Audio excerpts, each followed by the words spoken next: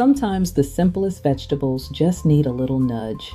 Today we're roasting carrots with a light honey maple glaze and pairing them with fluffy quinoa.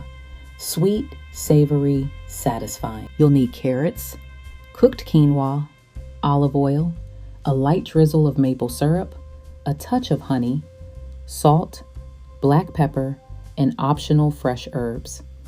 This glaze is about balance, not sweetness. Toss the carrots with olive oil, a light drizzle of maple, just a touch of honey, salt, and pepper.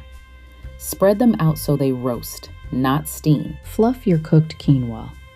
If you like, add a tiny squeeze of lemon or fresh herbs to brighten it. Start with the quinoa. Top with those caramelized carrots. See how the glaze lightly clings? That's all you need. This is how you make vegetables feel like the main character. If you like understanding how ingredients work together, take a look at simple formulas at yuminasnap.com. It breaks food down so it makes sense. For the full recipe, check out the pinned comment below. Thanks for watching, and I'll see you next time.